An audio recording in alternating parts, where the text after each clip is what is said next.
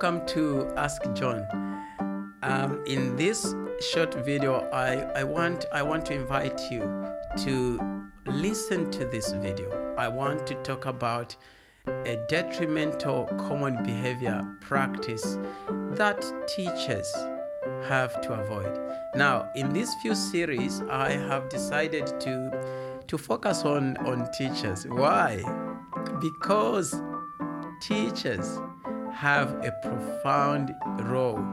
They have a significant duty in the lives of children. And it is extremely important for every teacher to portray outstanding attitude and carefully choose words and actions while working with children they are entrusted with. And so, what is this common practice, common behavior that every teacher should avoid?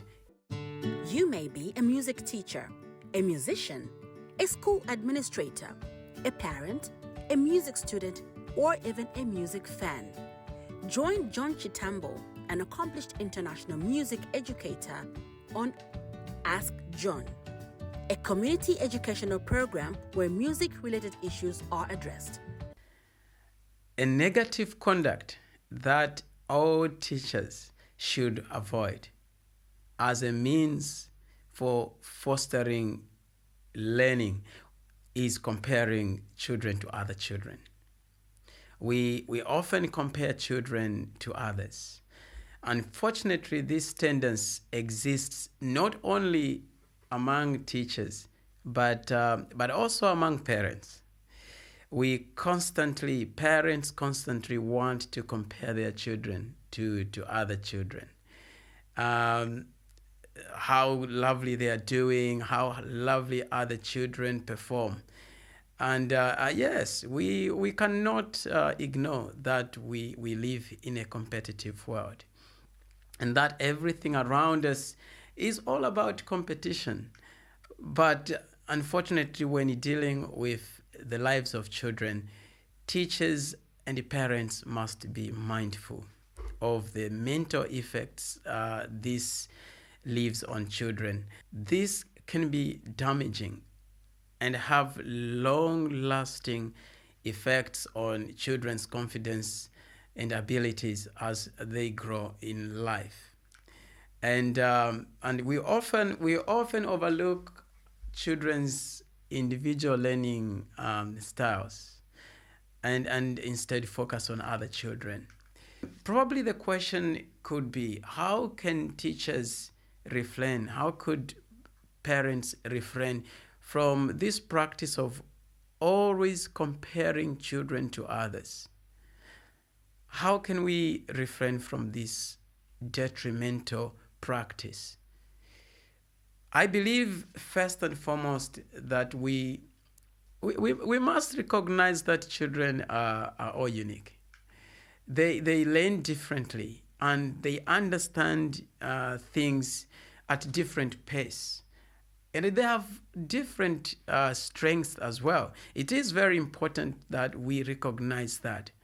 And children, children are all special in their unique way. And they require our patience. They are still young. They are growing up. And so they need our patience. I'm not saying that it's going to be a straightforward task when dealing with children. No, that's not what I'm saying. But children need your patience. They need teachers who are understanding, who are patient, and are willing to assist each and every child in their own special way.